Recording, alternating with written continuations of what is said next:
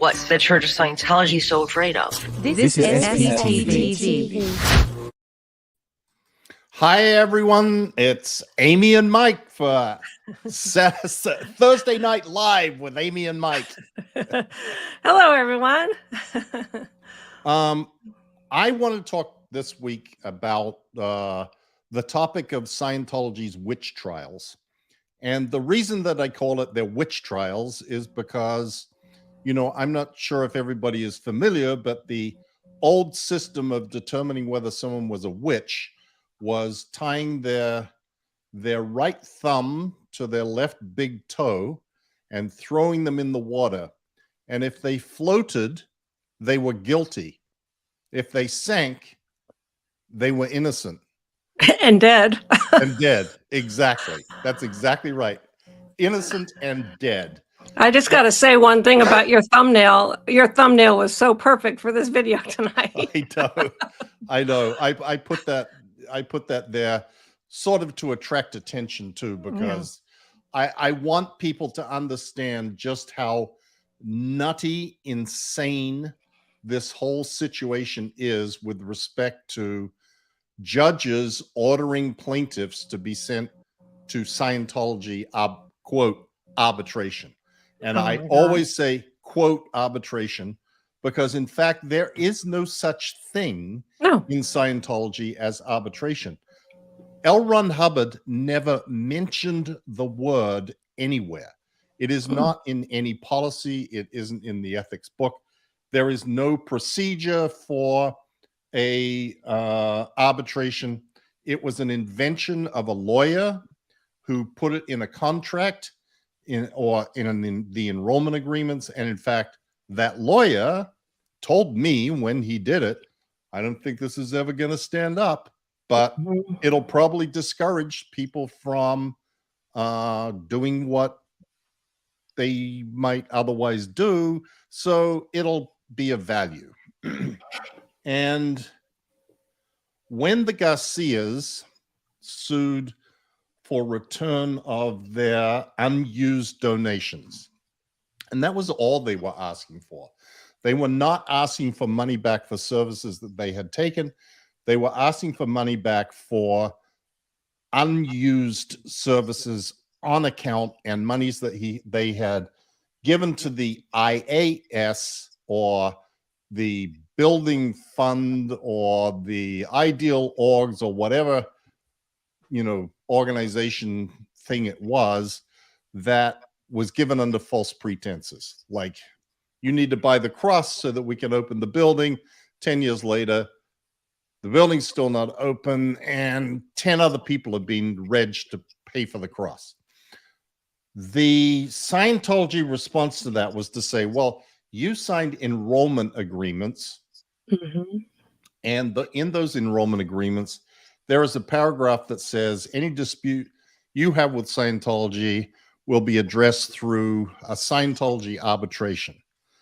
And the judge, in his infinite wisdom, basically sided with Scientology and said, yep, you know, courts generally favor arbitration. It takes a load off the courts. And the clever thing is that Scientology kept referring to this as an arbitration, even though it bears no resemblance to what anybody thinks is an arbitration. There is typically arbitration that occurs in legal cases like this is done through a recognized body that conducts those arbitrations, and they are usually retired judges who do it. And they are impartial. They're not one side or the other. There's rules of evidence that they can apply, et cetera, et cetera. So the judge says, well, you should be going to arbitration. And Garcia's lawyers said, but what is this? And Scientology said, well, we get to decide what it is. And the judge said, well, you got to have some procedure. Oh, yes, we do. It's called a committee of evidence. And that is what they persuaded the court was the procedure for an arbitration. And the judge says, well, you know, I can't get entangled in matters of religious policy. I can't make a determination whether this is right and wrong, because Garcia's lawyers are screaming, saying, Judge, this is an arbitration.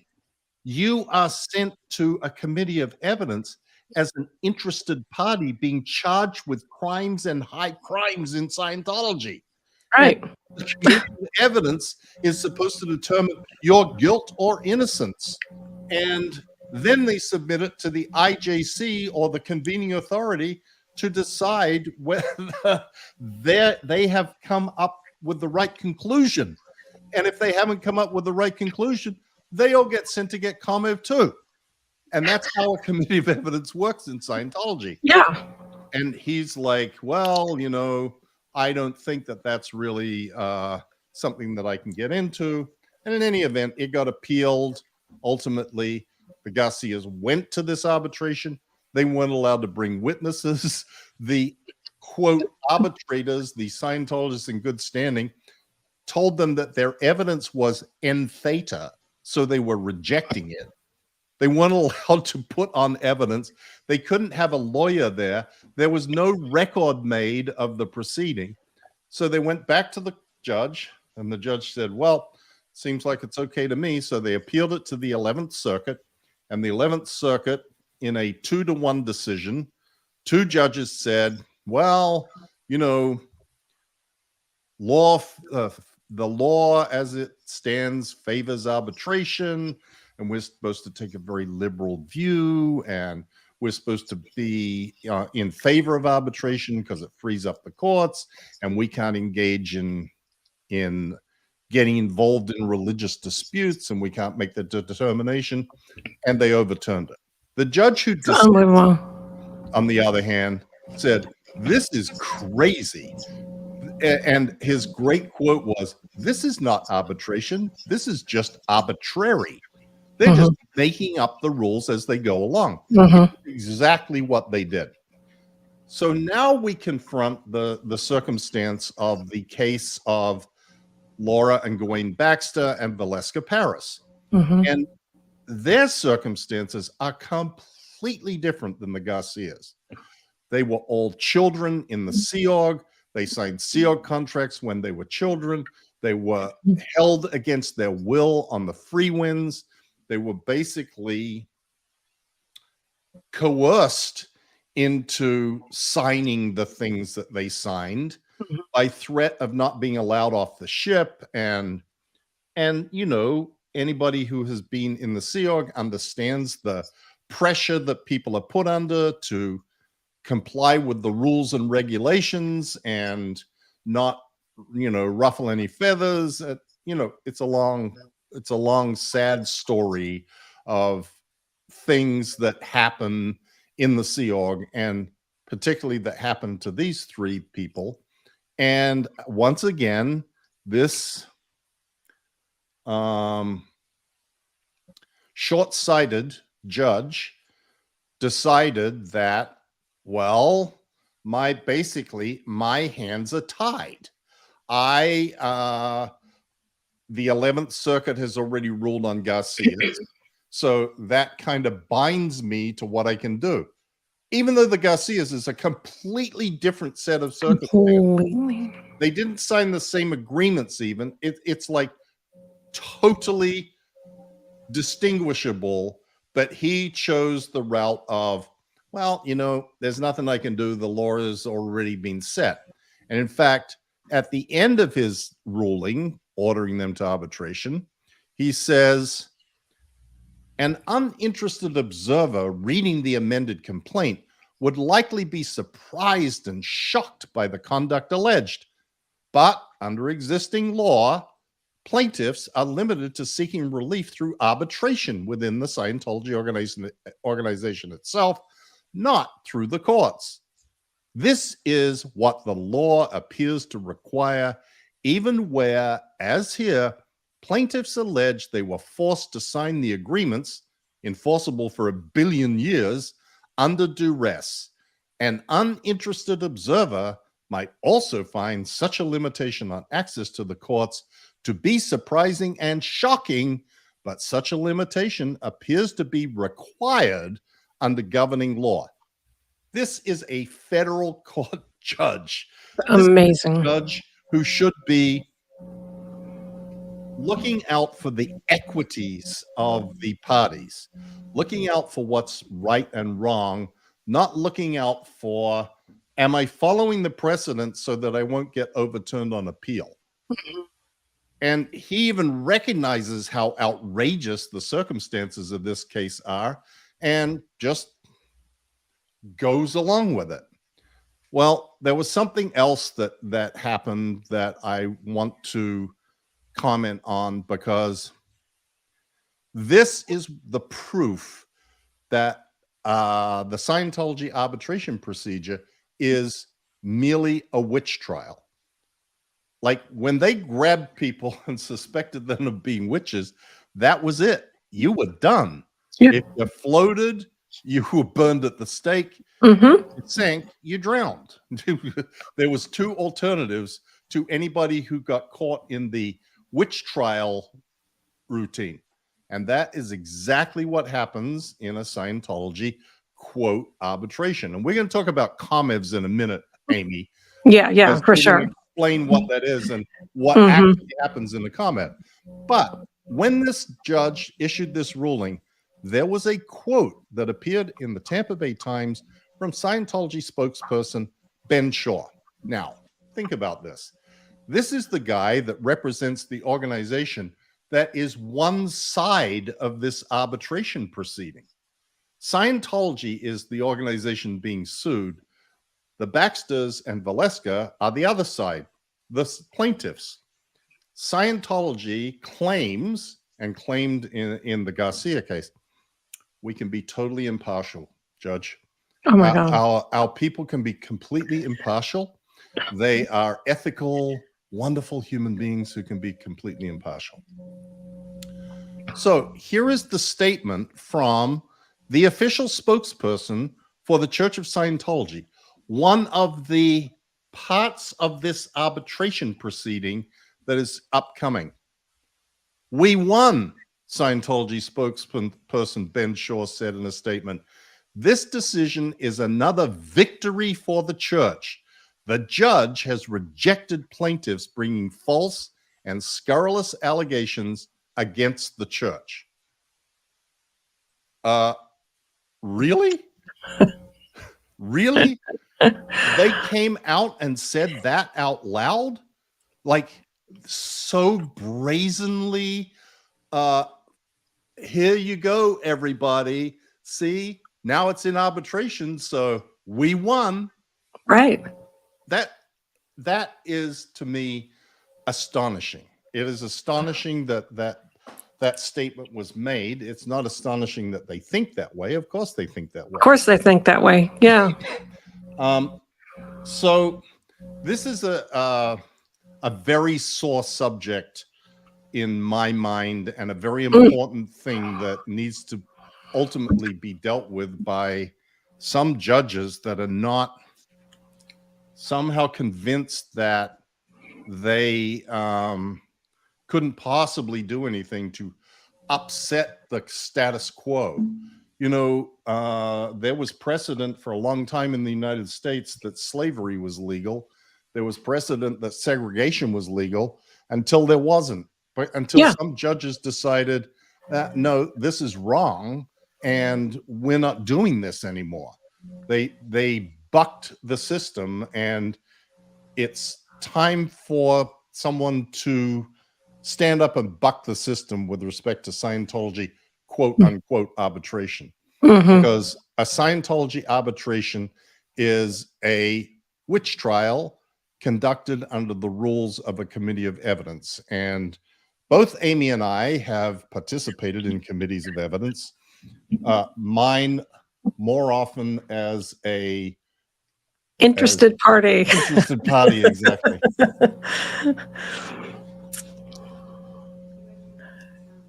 What's too loud? There is. I'm really low and Amy's really loud. I'm just Wow. being told. Wow. Many comments. Okay, let me check my audio. So My mic is fine. and my mic's, is it too far away from me that it's causing that? Oh my God, my microphone. It's like this $1 billion microphone. Amy is buzzing, Okay. it Let's see says. what I can do. Let's see what you can do. Let's oh, Push it a little further away from you. all of a sudden it went all the way up. I don't know why it did that. I should lock it. Now it's down. Now you're very soft. Okay, so can you hear me at this? I can hear you, but you're soft, like compared to how you were before. Okay, so what happened is all of a sudden the mic gain went all the way to the top, and I don't know why. I didn't touch it. How does that sound right now if I'm talking? It Does sounds it sounds good? fine to me, but Oh, I'll watch the comments. okay. Well, I'm putting a lock on it so it doesn't somehow change. So I hate that. Sorry. Both sound fine. Thank you, It's the Christy, for telling buzzing. me. Yeah. It's the I don't know. buzzing. You are low. It sounds fine. Amy, I don't know. Okay. Scientology has hacked you. That's what Diasuko-san said. Oh man. Anyway. All right. Sound thumbs up. Sounds good to me. Okay. We're carrying on. Okay. You know, let's talk a bit about what a committee of evidence actually consists of, Amy. I've been talking the whole time, so go for it. So committee of evidence is supposed to be the most severe form of justice within Scientology. And it's supposed, like when you search the admin dictionary, the administration dictionary of Scientology for committee of evidence, the search results are 354 times because it happens often.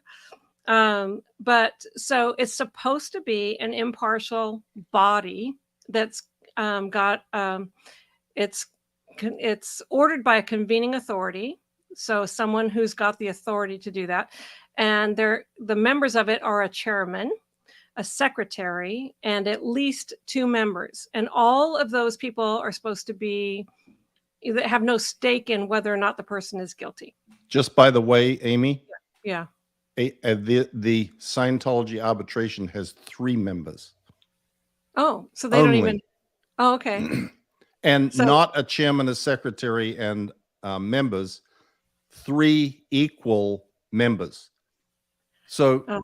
its construction doesn't match the construction of a committee of evidence even though they're saying that it's just like that, right? Yeah, they follow the policy. They submitted the policy on the committees of evidence as here is the procedure for a Scientology arbitration. The whole thing just is so bad.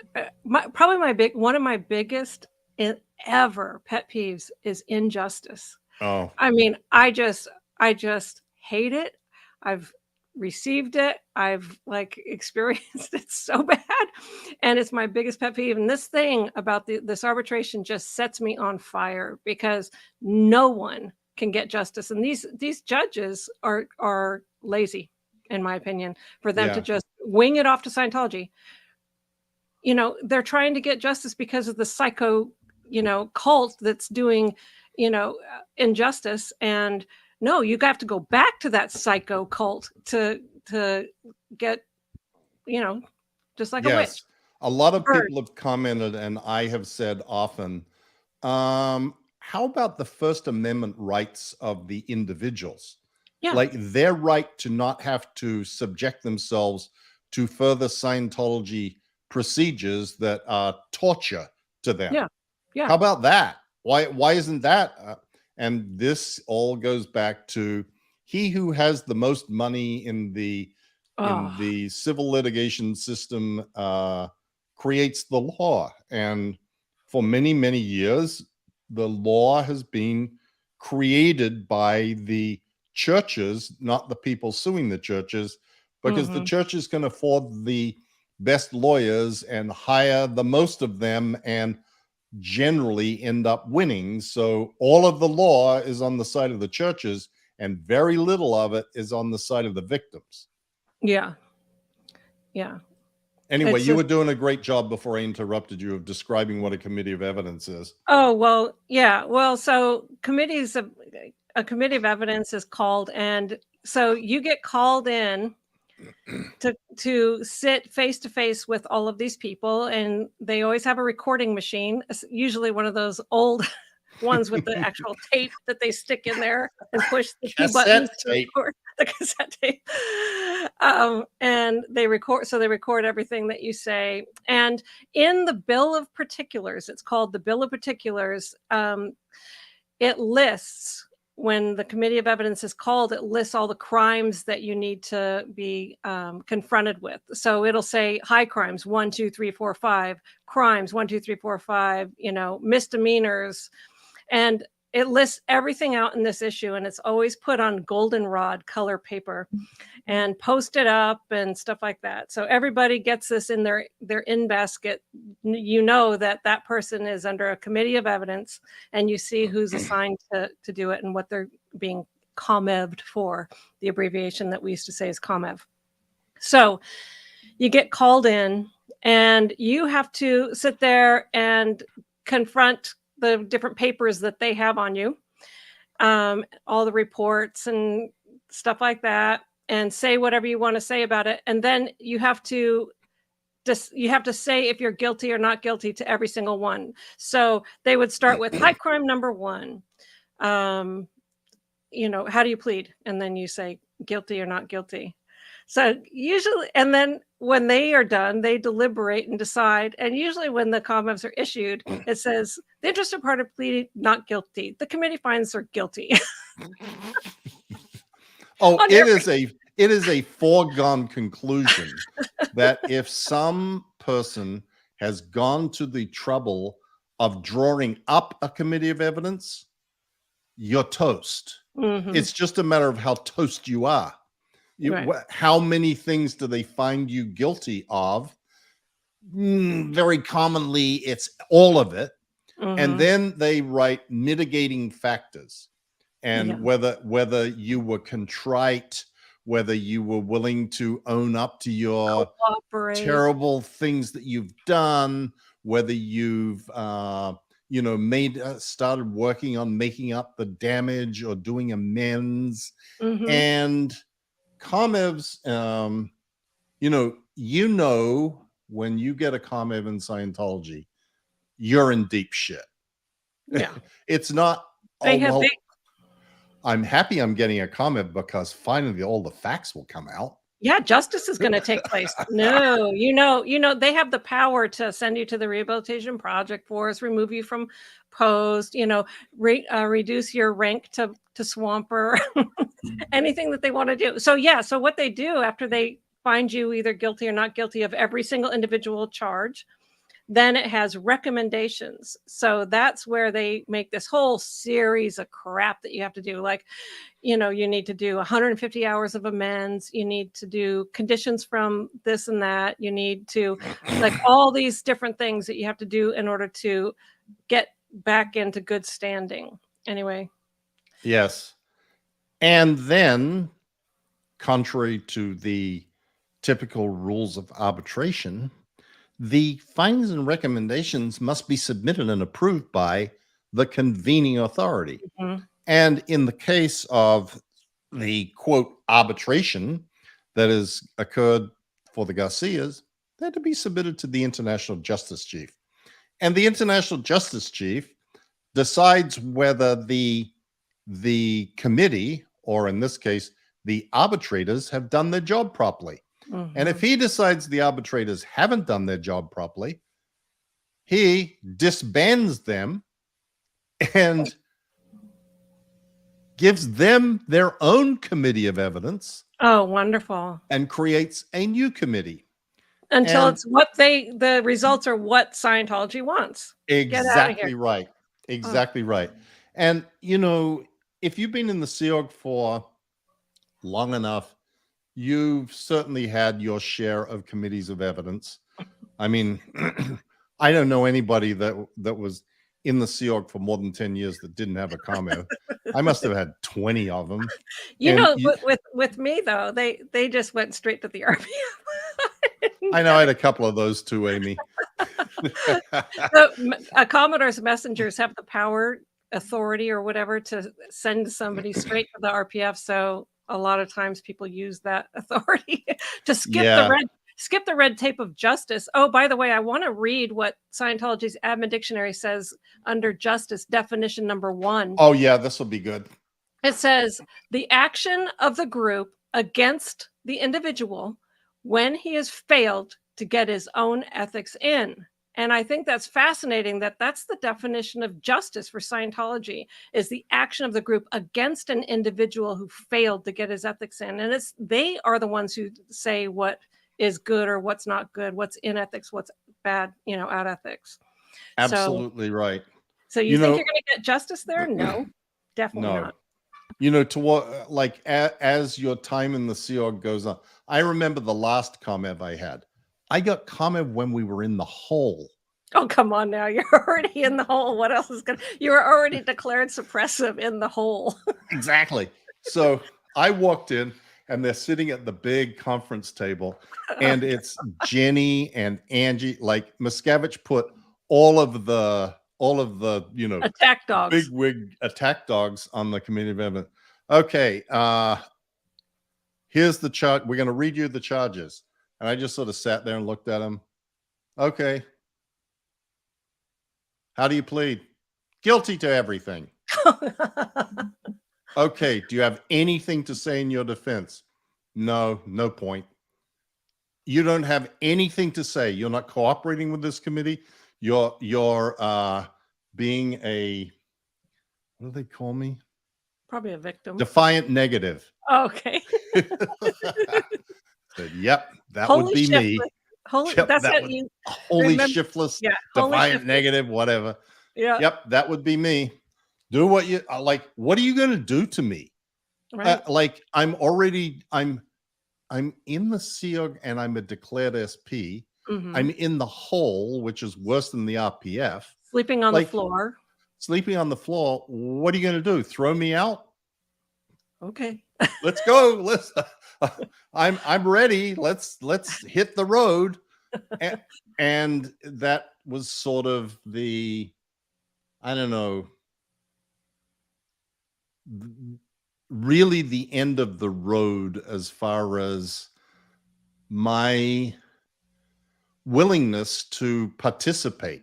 Mm-hmm. It would just, okay, nothing that we are doing here is accomplishing anything. Mm-mm. The only thing at that point that I was willing to participate in was something that was outside the hole, like go deal with the BBC, because I thought that might have a chance of sort of restoring me to normalcy.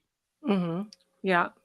Although ultimately that was what ended up getting me to escape altogether. Yeah. But yeah. Thank God. I was totally done by that point. Yeah. It just, everything seemed like just a complete waste of time. Mm-hmm. It was. Exactly. I mean, that's the realization that everybody in the Sea Org ultimately needs to have. Yeah. Everything you are doing, and all staff members, and in fact, all Scientologists, everything that you are doing is a complete waste of time. It is. Somebody made this comment on one of my videos or whatever saying, clear the planet. I mean, they can't even clear a cul-de-sac. And I think that's just so true. Like one block, just clear all the people it's just, they're just so, oh God, they just pump themselves up so much when they have really absolutely no reach and no expansion, Yeah, that, it's very diluted inside the bubble. Mm-hmm. It is a delusory world of people telling one another what each of them wants to hear, and it's like a echo chamber. Oh, we're doing so great. Oh yeah, we really are. It's so good to hear from you that we're doing great, because I'm telling everybody else that we're doing great, and everybody else is telling me we're doing great. If I walk into the org, I can see we're not doing great, but that's just our org. Everywhere else is doing great, so we're really doing great. They like to say that Scientology is a household word, And Yeah. it is a household word, but not for the reasons why they think. It's the example of the biggest cult, disgusting garbage heap ever. Yeah. Curious? Curious? Not. Not. Yeah. Yep. Okay. So that was my sort of peeve for this week, or Yeah. the topic that I really wanted to address. I wrote a blog post about this yesterday or the day before. I've got it in the description, a link in the description. And I've written earlier ones when the Garcia case was going on. And sooner or later, this damn two must break, because it's just wrong. Yeah. And things that are just wrong and are hurting people shouldn't be allowed to continue. So Yeah. And if you're going to wear the robe of being a justice, then take a few minutes, and see what it is that you're doing. Don't just say because, well, I guess, that's just horrible. It Yeah. defeats the entire purpose. Of course it does. Yeah. That's why they Anyway. do it. It's one of my biggest pet peeves. I cannot stand that. I know. Because where do you turn to? That's why I never sued. I just spoke out, because I feel like I can at least get my truth out. If there won't be any justice, but I can at least get my truth out. Yes, Amy, I agree with you. I have long said that the best arena to fight Scientology is the arena of public opinion, because the legal arena is rigged to he who has the most money. And that is something that Scientology has in great supply. They have a lot of lawyers who suck a lot of money out of that organization, doing a lot of useless work. But my view is public perception and public perception of Scientology is what will ultimately make the difference, because that is what will ultimately get political figures to start taking action. Yeah.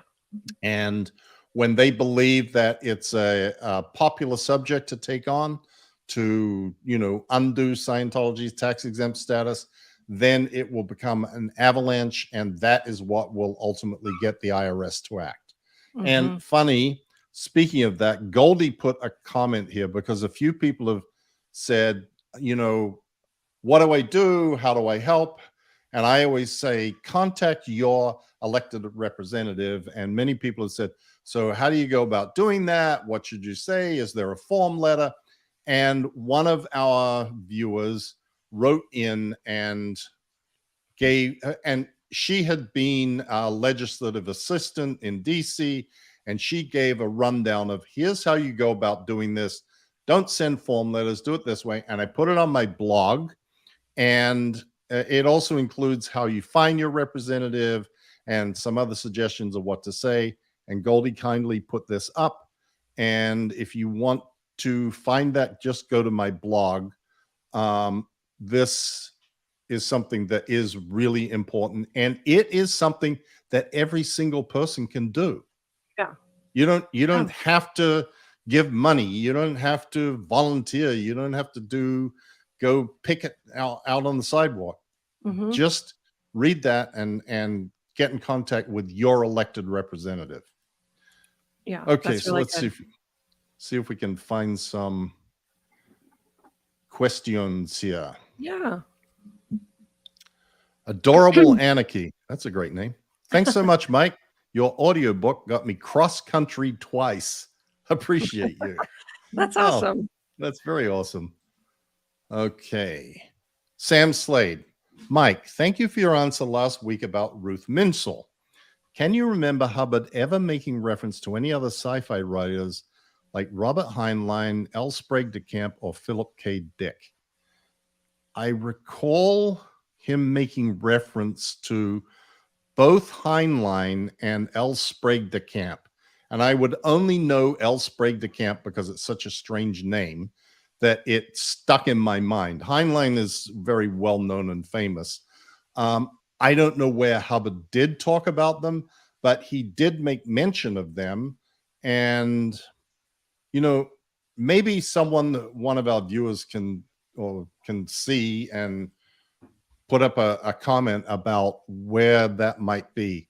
I'm not really sure, but I do recall him actually making mention of those two names at least. Mhm. Moon Lampshade. Super chat. Wow. Thank you. Jake, what is a genuine organization to direct non-Scientologists for help in leaving a religious cult? Does this exist? Wow. I don't know. I know that there are support organizations for the Jehovah's Witnesses, ex-Jehovah's Witnesses, or there are at least, chat groups on Facebook. There is a fairly large community of former Nexium people. I just don't know that there is anything, this is another one. Maybe some viewer out there knows the answer to this, like Mhm. that there is some organization. I, of course, am familiar with the Aftermath Foundation Right. because we're the Scientology people. So I'm just not sure about everybody else, but that's a great question. Mhm. And I'd love to see if anybody knows the answer, and we will read it out if we can find it. Okay, Joylene Harris, super chat. Thank you so much, Joylene. Oh, here's Moon back again. Gosh, damn it, something went wrong. I was going to ask you guys when all you SPTV people are coming to the Netherlands so I can buy you Starbucks. Please keep up the good work. Much love from Monique. Thank you so much, Monique. When are we coming to the Netherlands? I don't know. I would love to come to the Netherlands. I Sure. love the Netherlands. I have been there, and it is a great country and wonderful people. In fact, my cousins, their father, my father's mother's husband was Dutch, a Dutch immigrant to Australia, and was very, very Dutch. His name was Art de Ridder, and he cooked Dutch food for us every Christmas, and it was amazing. Okay, Corey Elton, question. No matter how the trial ends, and we all know how we want it to end, does Danny Masterson actually think that Scientology will have his back? He'll be the pariah now. I mean, probably behind the scenes, he's a big troublemaker. I think that Danny Masterson's days of having any glory in Scientology, no matter what the outcome of this case is, are long, long gone. Yeah. If he wants to be, and his family wants to be involved in Scientology after this, he is going to have a lot of amends to do. Yeah. You are going to see Danny Masterson selling Dianetics books on Sunset Boulevard before he gets back into Scientology, or back into the good graces of Scientology. If he gets acquitted, they will not publicly disown him. If he gets convicted, they will very publicly disown him. Mm-hmm. And I bet you that any of the people who were involved with, like the ethics people and chaplain inside Scientology, that I bet you all those guys are in a different country right now. Yeah. Yep. Yeah, for sure. We would, not we, but they would hide people a lot of times just to make it so that they couldn't be called as witnesses. Yep. Okay, Mel, other night, he prays your COS children will realize you miss and love them, and that it's time to heal. Okay, I think that's a reference back to a comment that was made in an earlier live that we were kind of confused about. Jolene Harris, thank you for the super chat. Okay. JL Disney. Did you know? JLD is me. JLD is me. Yeah. Oh, there you go. You're much smarter than me, Amy. You always No, have I been. just have talked to her before. Okay.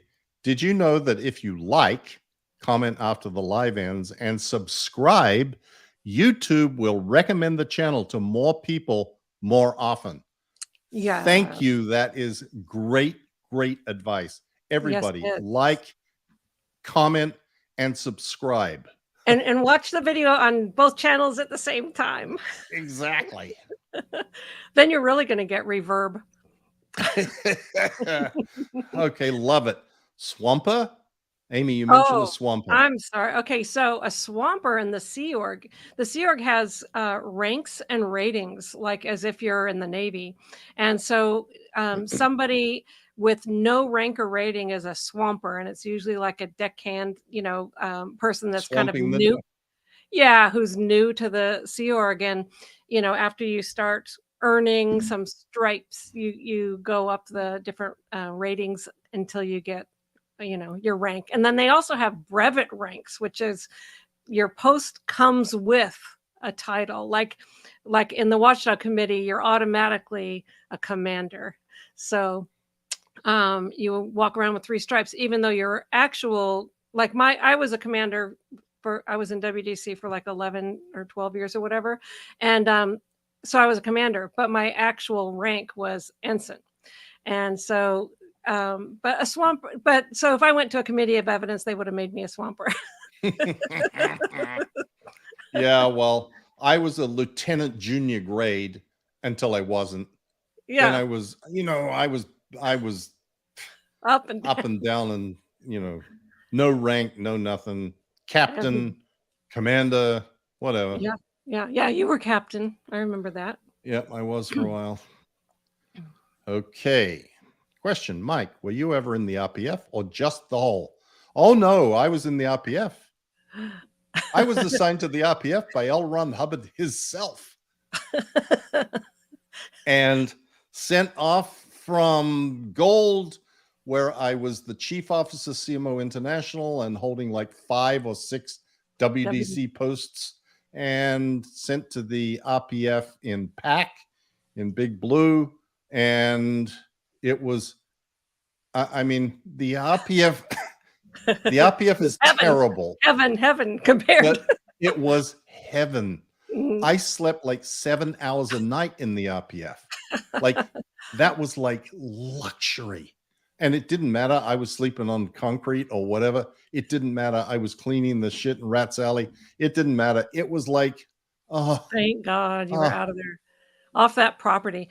but I don't mean to imply that the RPF is a good thing. No, by comparison to the torture you were going through. I know. Matt was on the RPF with you then. Yes, he was. Yeah, that was 84 or something like that. Yeah. 83 or something And like that. you know who the RPF IC was at that time?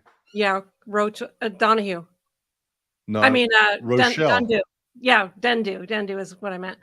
Rochelle Dendu. I know because Who's I got commented here. I know. That's why I say I know her, because she assigned me to the RPF with Me with too. with her husband, Bill Dendu. We were twins because I didn't handle him on being J&D, which is the Joker and Degrader. And he used to be a comedian. So try to stop him from being a Joker and Degrader. I know. It's not even used to be. He always was and always will be. Yeah, that was his personality. Yep. Denver Stevo. Hi, Amy and Mike. Love this Thursday PM program. The two of you have a great chemistry, and I love the deep look into Scientology. Why is it that the law prefers arbitration? Oh, that's a great question, Steve, but it is a simple answer because it takes cases out of the judge's responsibility and shuffles them off to someone else to deal with. There isn't a judge in the United States that isn't overloaded with many, many more cases than they can deal with. If you have ever been into a courtroom and, sat in there for the proceedings, particularly in state court as opposed to federal court, you'll see these judges and they have like 30 different cases that they're going to hear that morning. Motions in 30 different cases, and they have to try and keep up with all these things, and it's just kind of insane. The whole system is insane, but the idea that you can dish things off to retired judges or these organizations that are set up to conduct these arbitrations is very appealing to courts. And this is what the Judge Barber said in the Baxter case. Well, you know, the law is we're supposed to make very, very liberal interpretations of being on the side of sending things to arbitration. You know, even if it seems like it probably doesn't belong there, we should shuffle it off there because we don't want to start creating the precedent that people who agreed to do arbitration can now renege on their agreement and then come and burden us with their problems. Mm-hmm. That's about the size of it. Yeah. Mariposa Rican. Hi, Mike and Amy. I love you both very much. Do you still have vivid nightmares of still being in COS? And do you have any good funny stories? Air hug. Okay, well, fortunately, I don't really have nightmares about it anymore. I wrote about that at the end of my book. Somehow that got it out of my system. It just did. And I used to have nightmares 2 or 3 times a week that I was back stuck at gold again. Mm-hmm. Mm-hmm. And that I couldn't get out. And now I don't have them. Amy? I still have them. Yeah. And there's the usual players in there. David Miscavige is in there. Jenny Lindsay is always in there. Kathy Rinder is always in there. And I'm in a stat evolution, which is the Thursday nights that we stay up the whole night. For some reason, and I don't have a uniform. So like all these things that you kind of panic about, you're going to be late and you don't have a uniform. And because I was over so many sectors and all of the traffic on Thursday nights has to go out before the end of before you secure. And I would just I was supposed to filter it and check and make sure it was all okay. I would just push the button, let it go because I know everybody did, Amy. Anyway, and so I would just have mountains of stuff to have to go through. And so that's what I still dream about. And I think it was a little bit better since I wrote my book, but my book ends when my mom and I were disconnected. And so much has happened since then in terms of fair game tactics and, things like that. So I don't know. I think I have another book up my sleeve to write and maybe my nightmares will go away. Oh, I can't guarantee it, but I think that it is a very therapeutic thing to do. Help, right? Yeah. My husband still has the dreams too. Yeah. So does Christy. She does, huh? Yeah. I mean, it is a classic PTSD syndrome. You know that. No, I didn't know that. I actually should probably look that up because Christy mentioned that before and it rings so true. I think it was because there was something I was shying away from and she said, it's like a PTSD. And I went, you know what? That really does. Yeah, because there's certain things where I just Yep, I know. I know. Oh, as for the good, funny memories, well, we have plenty of funny memories that we share on. I mean, most of them are sort of ghoulish funny. That it's not like what you call traditional funny, but there were also nice times that happened in the Sea Org earlier in the Sea Org. Yeah, it really was earlier. As it got after 2000, it got really, really dark, all the time. Well, 87 is when, on my Richter scale, when Dave Miscavige came to the base because it was all photos of your family had to leave. All the radios were kind of confiscated and you couldn't have them. You couldn't even have plants in your office. We were put in lower conditions as a group and never allowed to get out of it. It was state of emergency and then a lower conditions all the time. All the permanent posting people who used to get bonuses could no longer get bonuses. You just clean sweep on being a complete ass. Right. Oh. Well put, Amy. Clean sweep on being a complete ass. Totally. That could go on a t-shirt. Bonnie Dehor. Wow. Bonnie, thank you. Some very smart attorney would take this on. determine best jurisdiction, and charges that are likely to result in successful overturning of the arbitration clause. Scientology has deep pockets. An attorney could make serious cash. Can't we find one of those? Well, I am not convinced that the attorneys that are representing the Baxters and Valeska are ultimately going to lose this. They filed a motion for the judge to certify this for appeal on the basis, well, the motion's in my blog post. They're smart attorneys. This is a dumb judge. The hope would be that if it gets to the appellate court in the 11th Circuit, that a different panel of judges will review it and see what is so obvious to everybody else. But yes, you're right. It is ultimately something.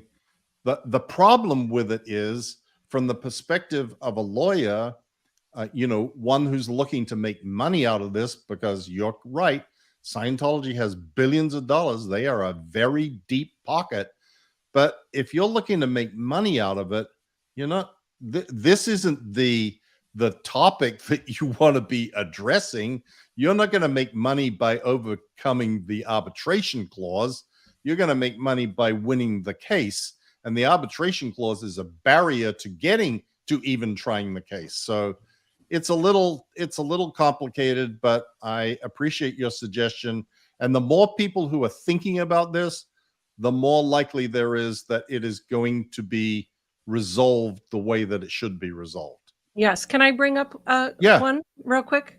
Okay, I'm showing Sorry, go ahead. So because it's we were talking about the RPF. RPF, yes. And so you're right, Rochelle. Sorry. Yeah, Rochelle said I was, for us dummies in the RPF, we didn't know the difference. Everybody outside the RPF was like, you were in charge. Sir. Oh, you were totally in charge. And you had authority. So that, to me, you were in charge. But that's interesting. I went from there straight up to gold. So yeah, you were in there working on getting people off that program. People can be stuck on the RPF for years. Yeah. Thank you for what you did to help people. We don't hold any grudges, Rochelle. Promise you. No. I mean, Bill Dendu did complain about you as his ex-wife. Denver Steve-O again. What will it take for the court to determine Scientology arbitration inappropriate or unlawful? Is there any way to appeal a judge's decision to send to arbitration when no formal ruling exists? Okay, yes, there is. There is a formal ruling. The problem is that there is no outcome determination of the case.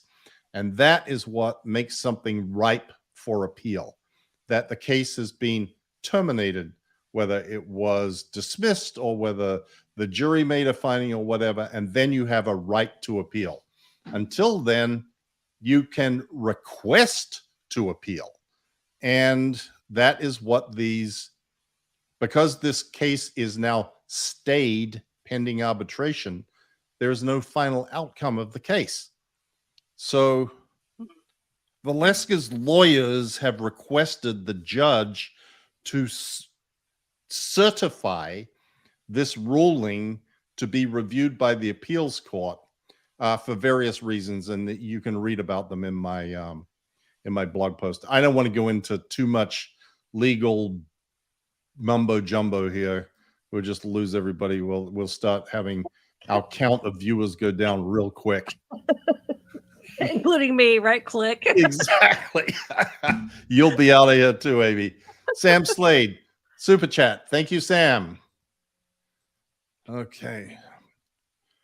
Richard Richmore. Look at that funny little symbol. I've never seen that symbol before. I'm in the Philippines. Oh, wow. Okay. I wonder how much that is. It looks big. It does. I didn't even know what the currency is in the Philippines, honestly. Yeah. I'm still waiting for my bobblehead in the Philippines. I'm a Christian and nobody shames, destroys me if I leave or say not good things. How do people in Scientology justify or accept this belief? Great question. Amy, this one's for you. Well,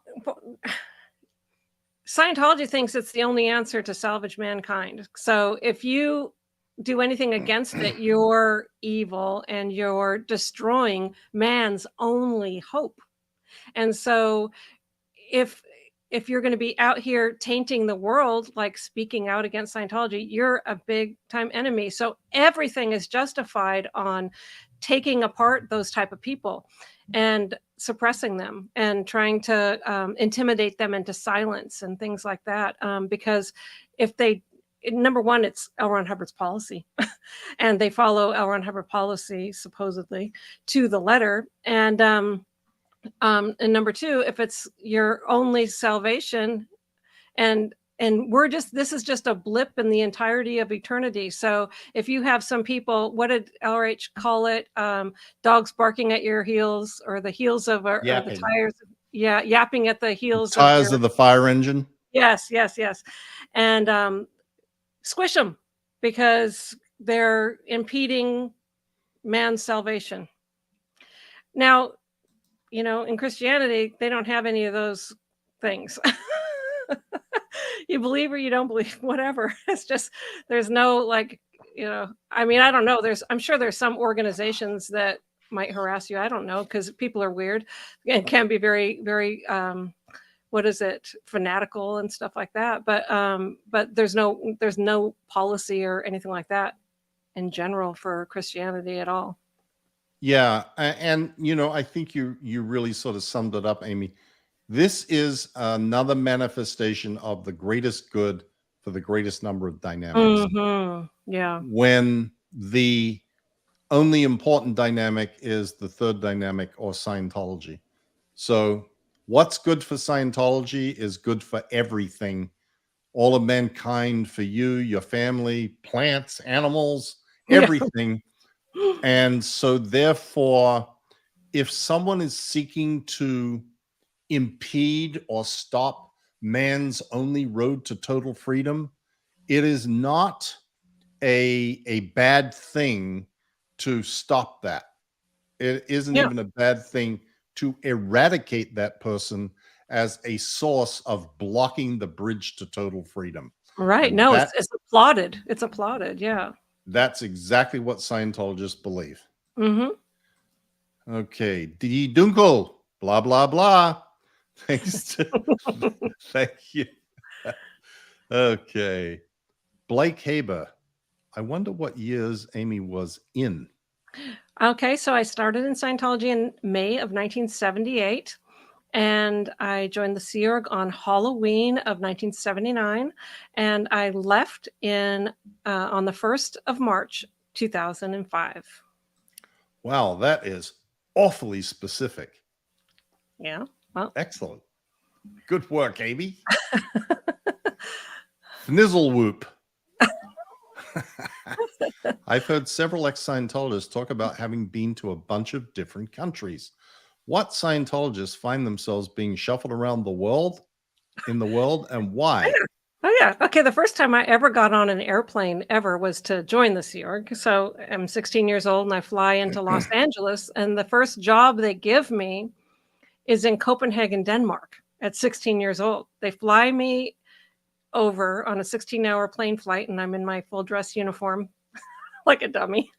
And I arrive in Copenhagen, Denmark.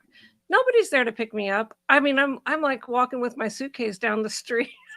And if you know Eastbrogade in Copenhagen, it's like a strip place. And so I'm walking down the street with all my luggage trying to find Saxe Brigada. Anyway, so I worked at the management place there, and at age 16, and then from there went to different countries within Europe, recruiting for the Flag Land Base in Clearwater. That was my job. And then I came to Florida.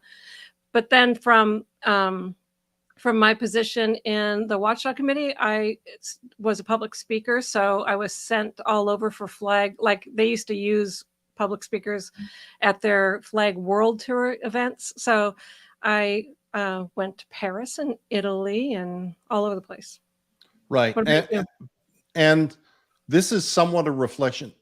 Sea Org members are different than staff members in Scientology organizations.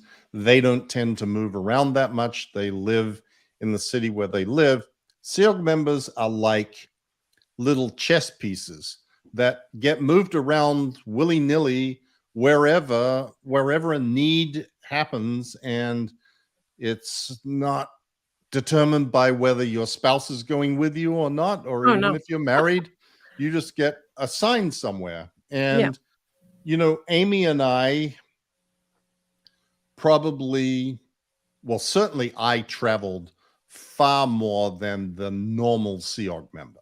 Oh, Like yeah. I went all over the place dealing with situations from Italy to Sweden to Australia to Spain and all over the United States and Canada. And like I was all over the place all the time. So I did travel an enormous amount in the Sea Org. I mean, I think at one point I had accumulated 500,000 frequent flyer miles on TWA. So I was like a celebrated passenger when I got on the plane on TWA. And all you did was sleep, I'd get right? on the plane and fall asleep before we had even left the gate. I knew And then it. someone would come and wake me up by the time we arrived. That was funny. Okay. That was a good one. Yeah. I haven't heard that one move. Maria. Hi, Maria. Yay. Look at those lights. Maria is the she's your lighting lady. She's my lighting woman. Yes, sir. Thank you so much. I haven't even gotten them all set up, but I do have these ones. And I was demonstrating them on the last thing, showing how the colors change and all that. I could do it from my phone. It's really slick. You could have a disco in your office. Oh, sorry. Back again. Number 5 and a letter A. Travel agent here will arrange SPTV cruise free. Okay, I'm in. I'm in. Yeah, we have to get Matt. He's the one. I know. Well, if it was free, he'd go. I'd get him on it. Maybe it would be a river cruise. No, Yeah. she just means she'll do the arrangements for free. She won't charge us. She's not paying for everybody to go for free. Now that would be something. Yeah. Sylvia Grass, question. So does the person in a comment get to make a statement or ask questions? Can they be their own lawyer? What are the talking restrictions? So does Amy? a person in a comment get to make a statement? Yeah. They don't really ask questions. They because what are you asking? You're being talked at and you're being shown evidence against you. So you read the evidence and you might want to say, you could say something like, that's not true. This is what really happened. And they go, and maybe take a note of it. But, they're supposed to investigate. They're supposed to be a fact-finding body empowered to investigate matters of a severe nature. So they're supposed to be fact-finding, so you should be able to communicate. But a lot of times it's just, somebody's pissed at you and writes a comment, and you're just going through the procedures to get punished. And honestly, they are trying to find the facts that support the charges that have been leveled against you. That's what they're really trying to do. And can you be your own lawyer? You're the only lawyer you've got. Yeah. You're not allowed to bring a lawyer. You can't have anybody advocate for you. No. You can't have anybody do anything on your behalf. You just sit there like a deer in the headlights waiting to be run over. And the committee also decides who might be a witness that they want to call in an interview, but it's not usually with you there, which really is great. Right. Lisa Shane, much love from the middle of nowhere, Ohio. Hi, Lisa. I'm addicted to SPTV. Keep up the good fight. You are all inspiring. Hi, Osa. I love people when people say that. Yeah. Thank you, Lisa. Andy Fabulous. I'll send a letter to my congressman as well as my state and federal senators with an attachment of the show you did, Mike, about all the different properties owned by COS for LR8. That's wasted tax dollars. Ah, wonderful. That's a great, great idea. By the way, I realized there is another property that CST owns that they have never publicly promoted. You know, you see the Camelback House and the L. Ron Hubbard office in Fitzroy Street in London and the DC original founding church. They bought the property at La Quinta where Hubbard had lived. It was called at that time Rifle. That was the code name for it because you could never say anything that out loud on that property that couldn't say LRH's house. No. So it was Rifle. And that property was purchased by CST many years ago. It is now in the middle of a very, very ritzy golf resort. It was always called La Quinta, and there was a La Quinta golf course and golf club there. But now it's like expanded, in the 40 years since that time. And it's now plumb in the middle of this very exclusive golf resort. And they've never made mention of it at all. Not to anybody. And I don't know why. I don't know. That's the last home of L. Ron Hubbard before the Whispering Winds Ranch in Creston. Wow. He actually did live there. That was where I went and trained to be a watch messenger in that house with him. So I don't know why they don't make a big deal out of that one. I mean, it's much more significant. That's where Knott's was developed. Wow. Yes, Wow. sir. Bob. Knott's is NED for OTs. It's the new era of Dianetics for operating things. Knots. Somebody was thinking you were talking about ship knots. Yeah. Rope knots. It's nuts.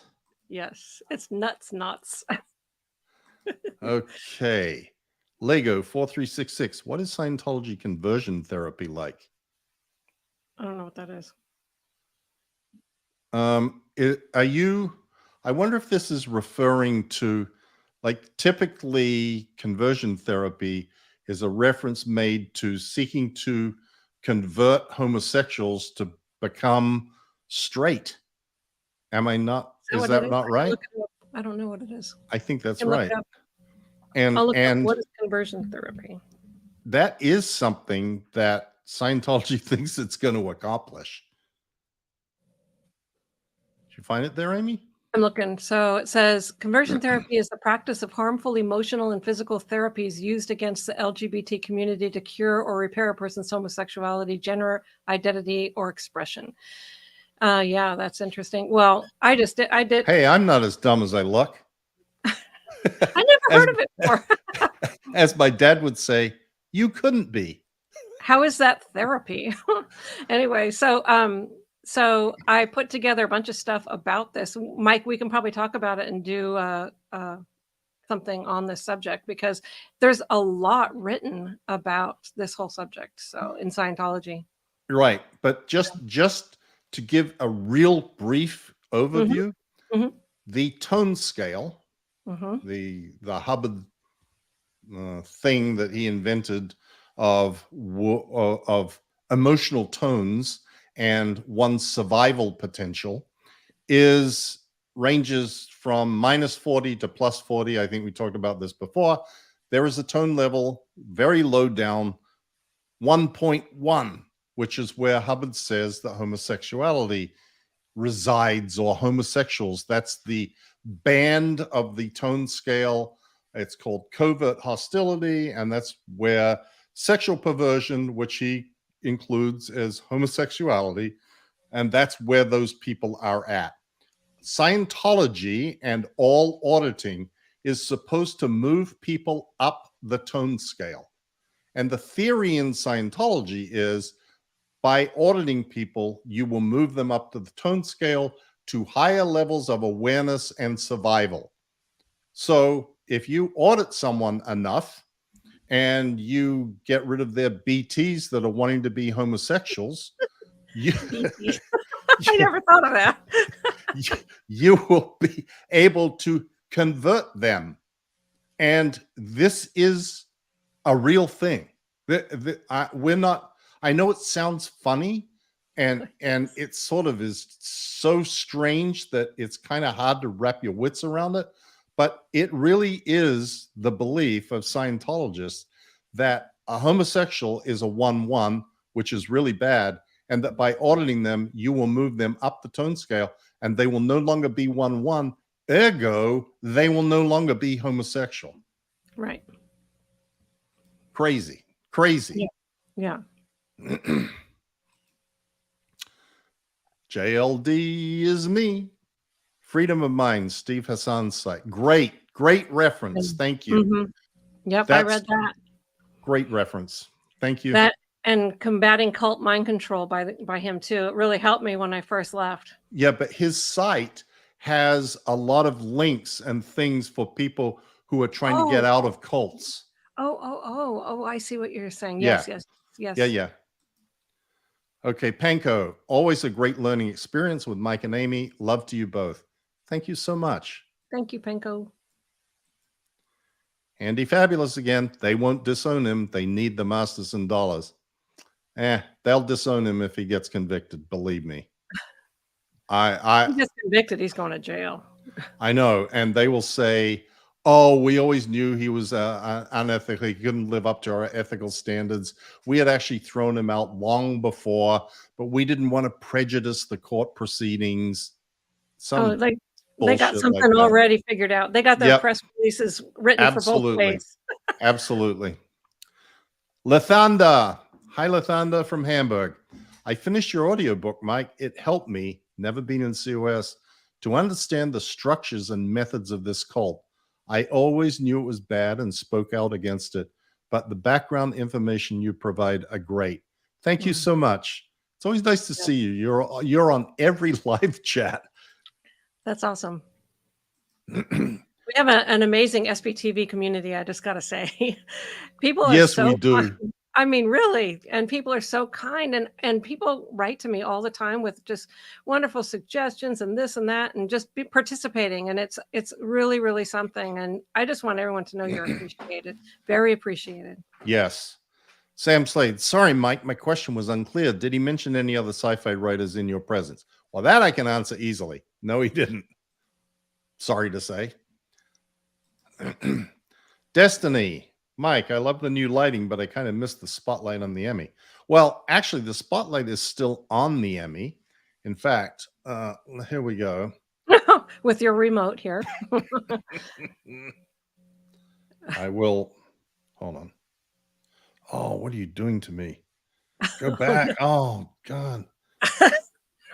There you go. See, the spotlight's still on the Emmy, but I turn on the other super lights, and now we have a double lit Emmy. Yes. I feel like I need a serious upgrade on my lighting. When I'm next to you and all of your fanciness. D. Dunkel, Mike and Amy, thanks for Expo's Scientology cult. Many similarities with JW's Disconnection Disfellowship. Mm-hmm. Would you be cool if you joint host with Scientology JW podcast? Yeah, I wouldn't mind doing that. Yeah, I'd happily do that. I mean, I'm very good friends with Lloyd, and he does a podcast, and I'm sure that we could organize that at some point. Yeah. Angel Hugger. Question, Mike Rinder and Amy Scroby, would you please tell us about the Seog wood shops? I think it's a punishment. How do you get a sign? What do they make? Where's that stuff used or sold? Well, my husband, Matt, he was the Treasury Secretary at this specific time for 7 years, permanently posted, great statistics, power quality awarded to his division, everything, right? He was the secretary in charge of all the finances at the Flag Land Base, which was millions of dollars a week.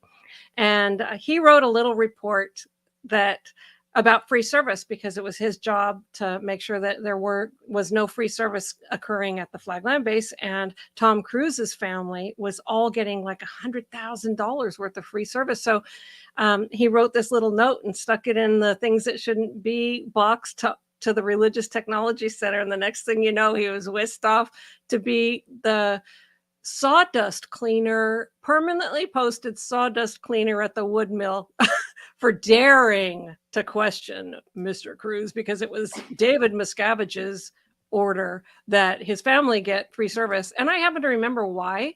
It was because of what was it? David Miscavige got speakers from Tom Cruise that were like super, super expensive. And so it was like, okay, then we'll let they're just doing like these underhanded, under the table deals and scratching each other's backs with unusual favors. And so my husband got stuck to be the permanent posted sawdust cleaner for daring to question it. The question about what do they, and yes, it is a punishment place. Like Ben Shaw was in this damn furniture shop in Clearwater for a long time after some flap that happened. Now he's back making stupid statements that are written by David Miscavige. But what they make there is they make like auditor tables and things that are needed. They're not sold. It's for internal use. Yeah, they're renovations. And those people are pretty competent. I mean, one thing about Sea Org members, you give them a piece of wood, a hammer, and a nail, and they can make almost anything. They're very, very creative and inventive. And actually, those wood shops have some pretty decent equipment in them. Yeah, they do. They make pretty decent stuff. Mm-hmm. Greg Watkins, Mike, finished your book on a flight. The man next to me said he had a niece who got involved in COS 2 years ago and out. I told him about Aftermath Foundation and ended up giving him your book. Oh, nice. Love your channel. Wow, what a great story. Thanks, Greg. Yeah, good awesome. job, man. Yeah. Omatan Blackguard, Judge Olmedo may be the one to inspire other judges. Stop fearing the feeble cult and stand up for common sense. Hear, hear. Love the Amy and Mike dynamic.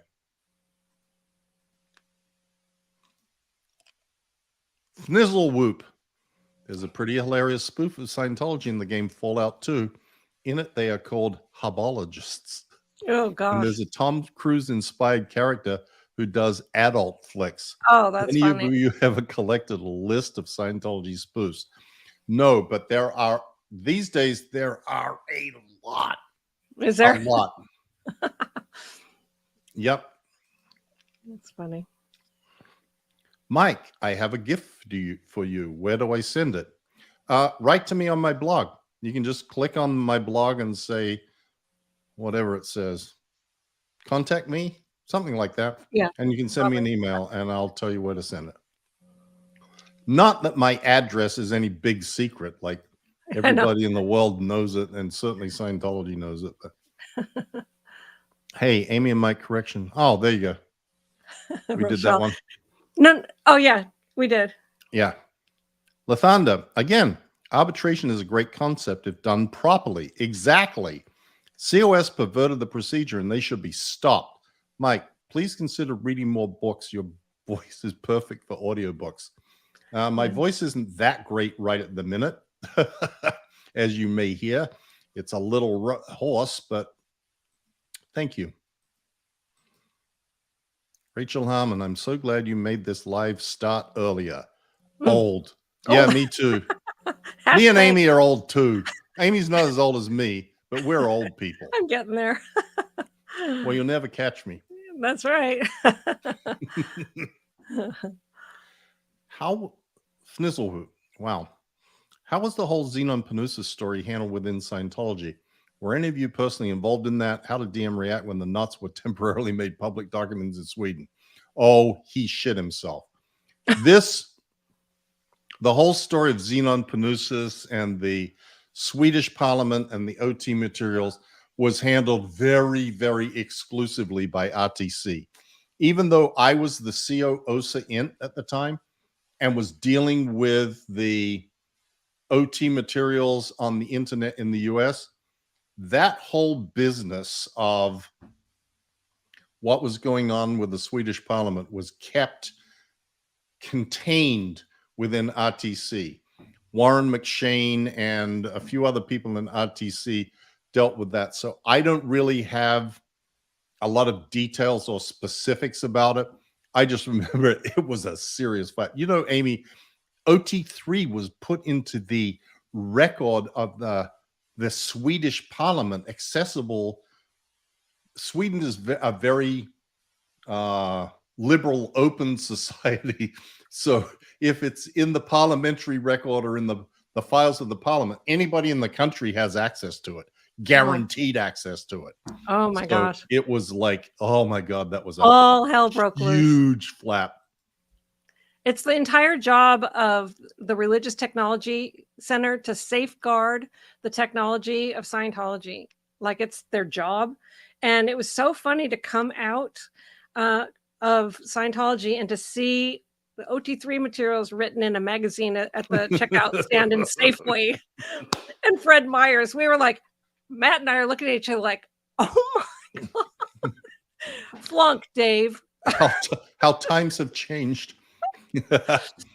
Rochelle, Mike, and Amy, I have nothing but admiration and love for the two of you. Comment, rebuild, Dendo, LMAO. Thank you so much. Grant Cardone. Oh, thanks, Grant. Glad you showed up. $5 is a little cheap from you, Grant. I'm thinking.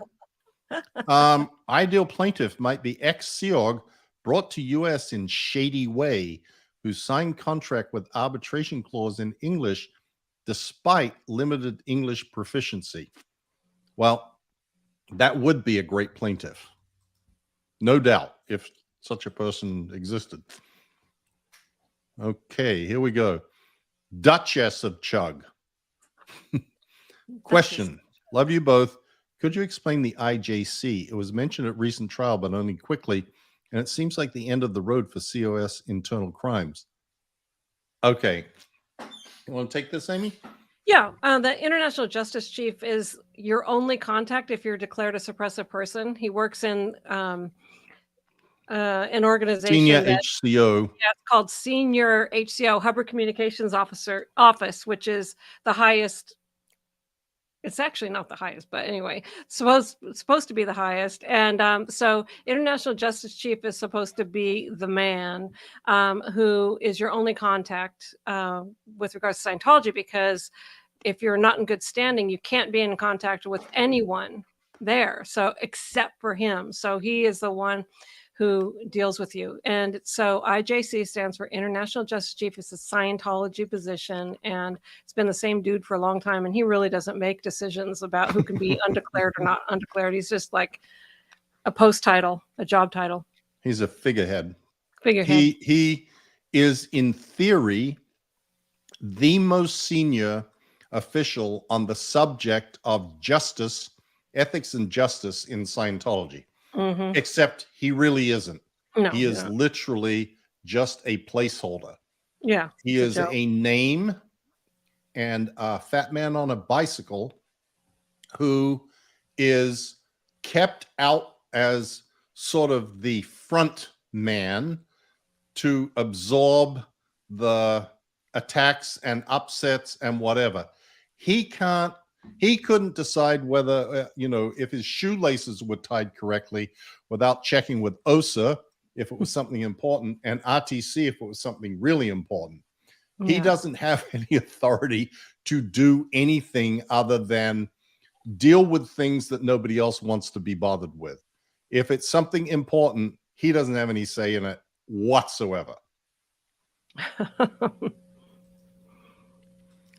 And if you look up Mike Ellis on Google, you will see why I'm talking about fat man on a bicycle. Mm-hmm. Mm. Rose K. Suppressing a suppressive person makes you an SSP. Yep. Yeah. Yes, so. They're SSPs in Scientology. Michael McAllister question. Now that we have Claire Bears, Cracker Lickers, and Double Dippers, Aaron since earlier today, should we be making up euphemisms for you two? I have one that I was given, which is Queen Bee because of the Scobies. And so my followers are calling themselves Scobies. And so I'm the Queen Bee. And I said, I humbly be accepted. Humble bee. I humble bee accept the title. Oh my God. Okay. Well, I'm the only one without one. I don't really care, and I don't really want one. So We'll figure I'm it out, sure guys. some clever people are going to come up with shit, but Oh, I don't yeah. know. Oh, yeah. I mean, you're Jessica, Mr. Blah, blah, blah. yeah. The blah, blah, blahs. Love Thursday SPTV with you too. How are Liz, Gail, and her family? Interview soon? Keep those root beer floats frosty. Liz seems to be great. I mean, I see her on Facebook, and she seems to be doing very well, and her boys are doing great, and life seems wonderful. I don't know if we'll do an interview with her. Maybe we will. I really like Liz. She is a really nice person. Lorraine, did anyone try to do an intervention for you when you're in Scientology? It took me about 3 years to get out of the Gothard type church. Well, nope, nobody tried to do an intervention on me.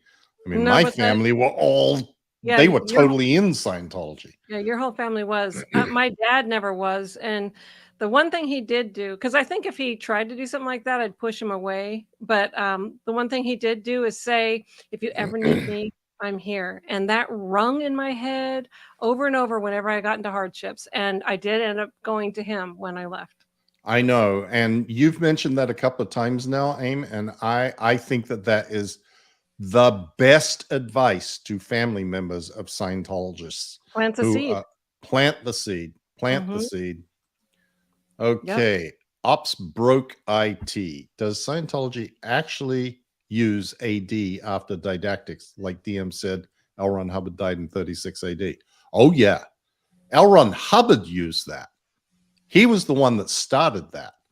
AD 37, AD, he was the guy who started this idea that after Dianetics was how time was going to be counted in Scientology and ultimately all over the planet. That was retarded. Ridiculous. Eat more pizza now. If you were kicked out of the Sea Org, are you still bound by the billion-year contract? Asking for a friend. Nope. So I'm going to stop. And so I'm stopping the starring. Okay. So because we have like 18 questions left or something like that. What do you think, Mike? Yep. Good. Okay. Okay. Let's wrap these up and then All right. call it a night. Okay. Okay. How is the court forcing someone to participate in religious arbitration with a religion they are no longer a member of, not a serious violation of their religious freedom? Great question. That's the question that the judge needs to answer, because I agree with you 100%. It's ridiculous. It's outrageous. Yeah. Sorry if this was already asked, but your thoughts on Claire's testimony. Well, obviously, neither of us were there. We can only get what we hear from other people. It seemed like she did just as good a job as I expected she would do, which was magnificent. Yeah. As it came out in the testimony, I am the one who recommended to the district attorney that Claire should be their expert witness. That was smart, I think. Carla M. Forbes, question: do either of you have a memory of DM being nice to you? Oh yeah, on occasion. Like the way he would be nice would be, it was always manipulative. He would be nice to you to demonstrate to other people that they were somehow inferior. Like when he was complimentary, the compliments were always designed to make other people think, oh my God, I'm not living up to standards, or, oh my God, I'm not doing my job properly. When he would be, socially friendly because I spent a lot of time with him, particularly in Clearwater.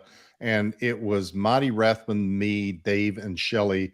We ate every meal together. We worked in the same office together for like 2 years, all day, every day.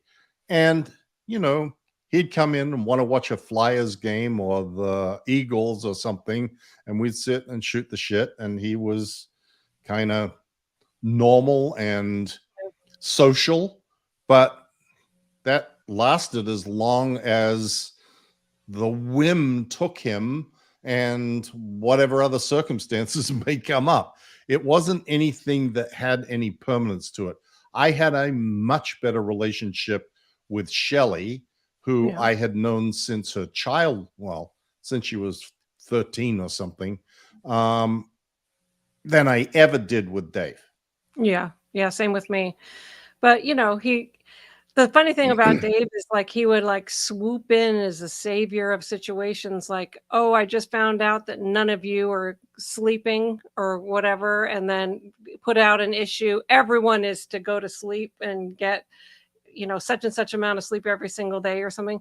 Well, we weren't sleeping because of his orders and what was being directed by him. So then he would swoop in as like the savior, to get us a few hours of sleep.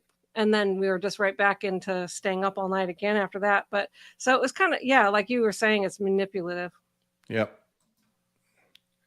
Lathanda again. Hi, Osa. You should know we don't consider you bad people. We think you are severely misinformed and should get out of there and get a taste of real life. Here, here.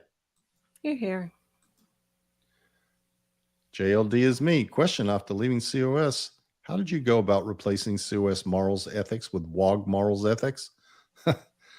Well, the answer for me is I replaced Scientology morals and ethics with my own idea of I'm going to do what I believe is the right thing to do.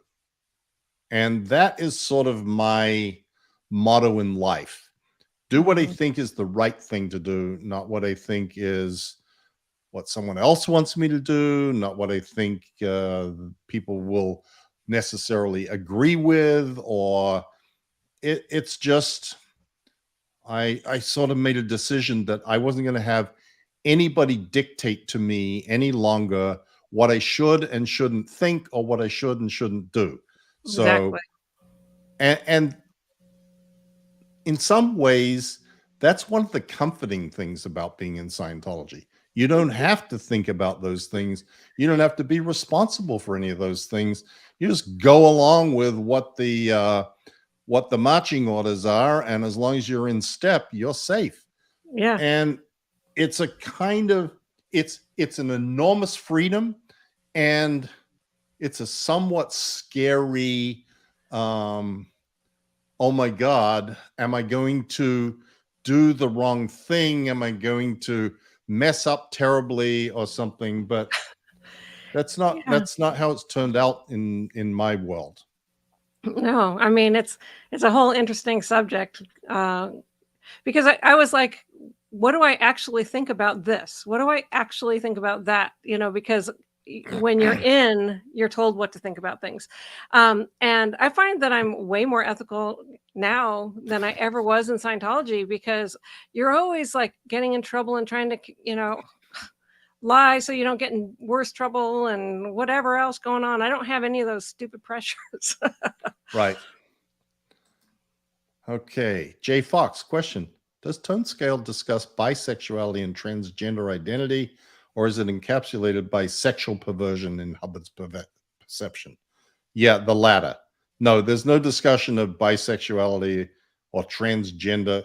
Remember, this was written in 1951, and that wasn't common vernacular at the time. Homosexuality was the word Yeah. that he used, That's what and he lumped everything that was not straight heterosexual activity into the perversion category. Kathy Ann, will Masterson's family have to disconnect if he's convicted? That's a really interesting question. I'm not sure how they're going to play that because there's a bunch of them.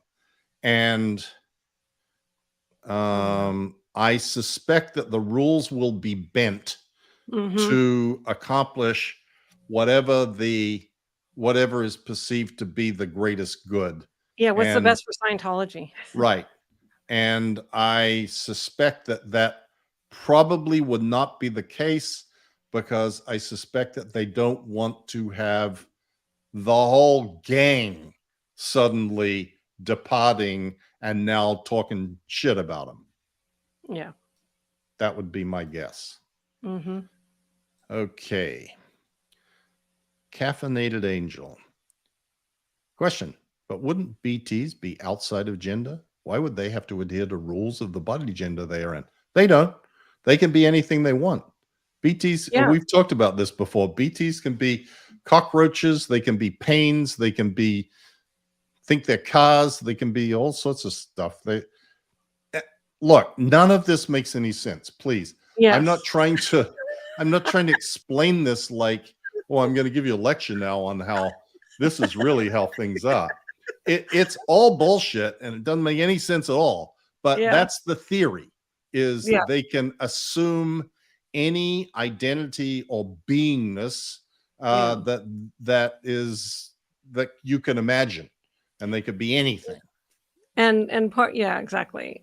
Part of part of the processing is to identify what they're being and then indicate it to them. And then they realize that they're not that thing, that they're actually themselves. And then they blow, they take off. Not only that, they become one-shot clears. Yeah, exactly. Incredible.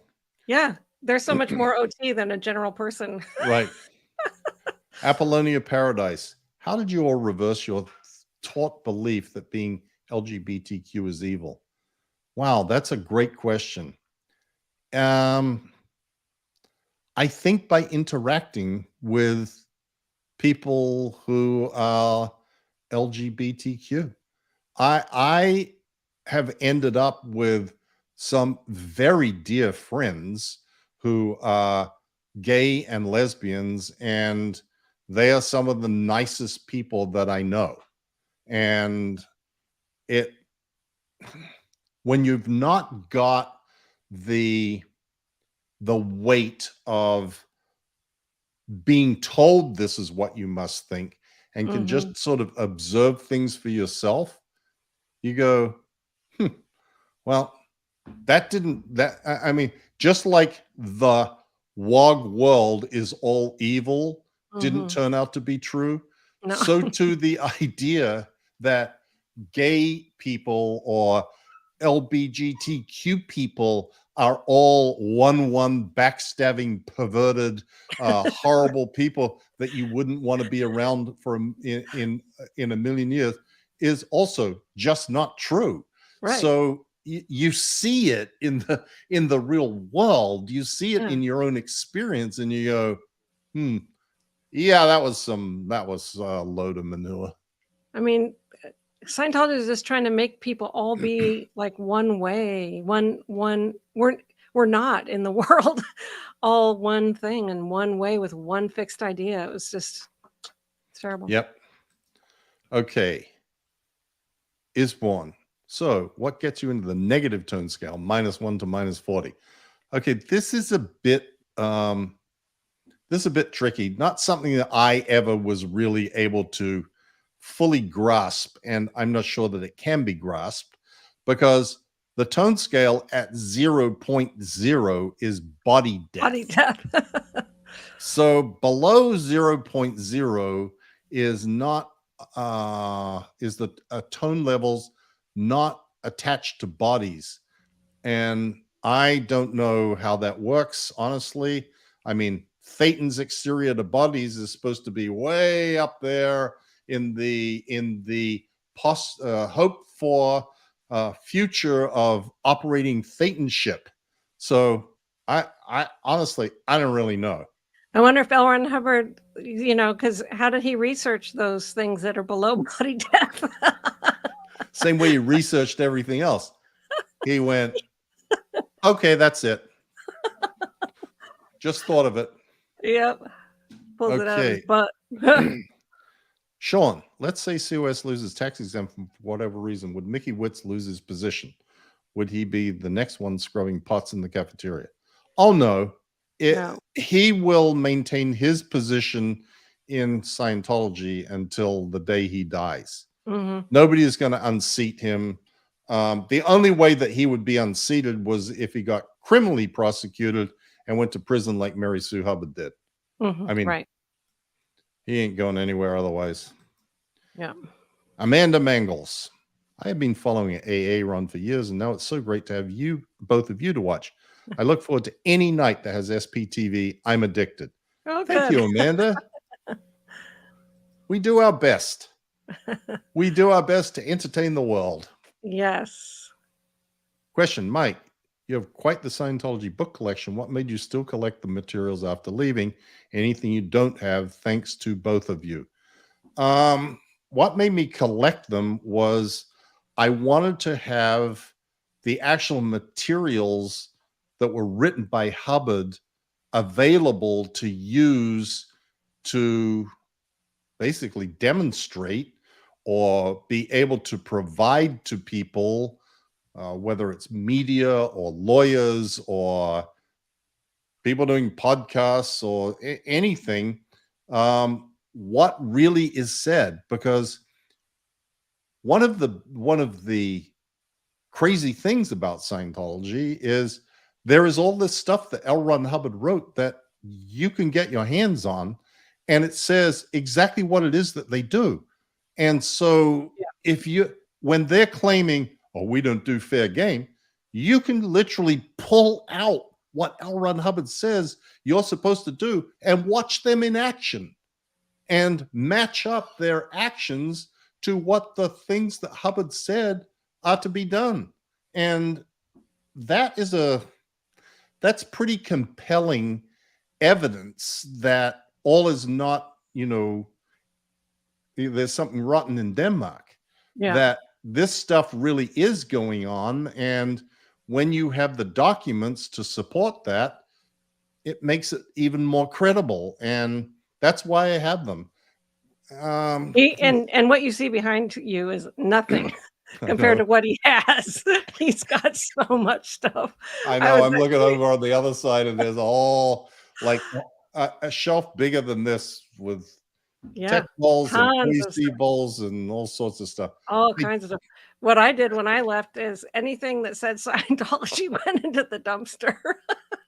But interestingly, people still send me things. Like the other day, someone sent me this amazing book.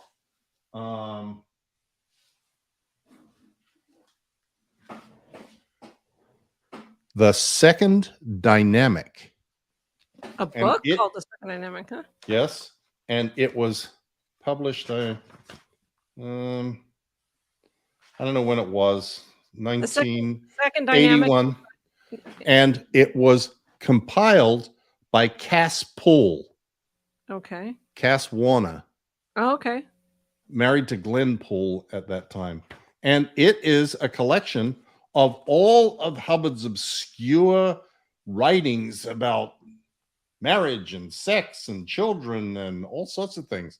Yeah, the second dynamic, like there's Scientology breaks up your life in 8 dynamics, and the first one is yourself, and the second one is family and sex. So it's a book on family and sex quotes. Yep.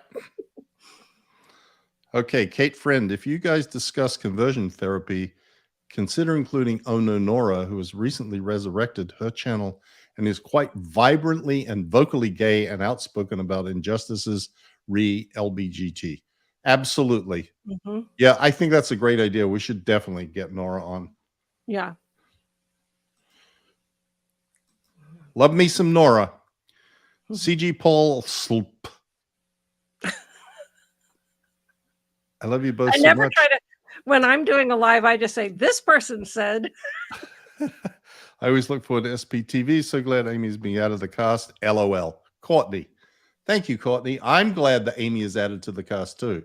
Yes, thank you. We have our own little thing happening here. That's right. Fancy Pants RN. Both. What was your worst day inside COS? day. Um, I know mine.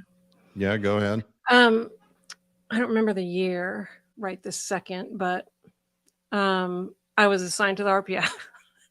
I was assigned to the Rehabilitation Project Force, but the RPF's RPF straight because of a supposed needle reaction on the E-meter. And my husband at the time, his name was Jim Mortland, he disconnected from me because you're considered suppressive really when you get the Rock slam. information that you are a rock slammer. Yeah. And so I remember just being on the RPF's RPF, my husband disconnected from me. It's something that supposedly is going on in my mind, and I have no clue what it is because you're not supposed to even find out until you get all the way up the OT levels. I was only clear at the time, so I was supposed to get audited all the way up to knots to find out even what they're talking about, which is going to take years. And so I'm doing heavy manual labor, thinking I should just jump in front of the next coming car. Literally, it was terrible. That was my worst day. Then Leroy, do you remember Leroy? Oh yeah, Byron Turner. Byron Turner, his AKA was Leroy. He came up to me and he said, "You look really sad." He's this really heavy. He looks like Santa Claus. Really heavy guy. Simpleton, overalls all the time. wore overalls all the time, and he was always just fixing a car. Was he a plumber? Yeah, doing that kind of stuff. And he came up to me said, "You look really sad." And I just didn't say anything. And he said, "It'll all be okay." And it just gave me enough to not just end it. That was my worst day in Scientology. I got to tell you, it was terrible. Yeah. I think mine was probably the day that the dispatch came saying that Rinder is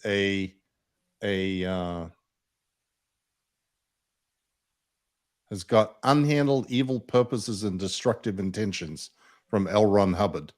Yeah. Yeah, That's that was a label for life, right? Yep, exactly. Mm-hmm. Oh well. Yeah. Yeah. Oh well. What the hell? What are you going to do about that? Yeah, exactly. Anyway, I'd like to indicate, Mike, that was a false indication. Okay, we got 2 to go. Okay. John Sostowski. Goldie posted a link for Doug's talk with Mango last night. I clicked on it thinking Mango was Amy's dog. LOL. Well, Mango is Amy's dog. That's right. I right. don't know if Doug talked to Mango. Who's Doug? I found a dog I wanted to get today, and Matt said no. I said, "You don't control me." Yeah, but I do control the house. I know. Yeah. Okay, last one. Rural SD Lawyer, 2 of my favorite SPTV correspondents. Thank you for the educational and fun chats. Well, you are very welcome. We are always very happy to do these. We enjoy them too. Yes. It's an opportunity for us to do what we think is important work of not just answering people's questions, but making information available. I mean, that's what we live for. We live to make the information, the true information of Scientology available to the world. And you all give us an opportunity to make that happen in this format. Yes. And so we are greatly appreciative of everybody who tunes in and watches and sends comments and, sends in super chats. And it's just like Amy said before, the support that exists out in the world for us is just astonishing. Yes. I mean, it really is. If we ask about anything on one of these shows or ask, does someone know about this? I mean, someone sent us an email today about giving us the link to Bruce Plutz's patent. Like we mentioned it in the thing that we did on Tuesday, and now we get this happens all the time. Yeah, it's amazing. It's just so appreciated, and thank you all so much. Anything you want to say before we end off here, Amy? Anything you'd like to say or ask before I end this session? My needle's floating.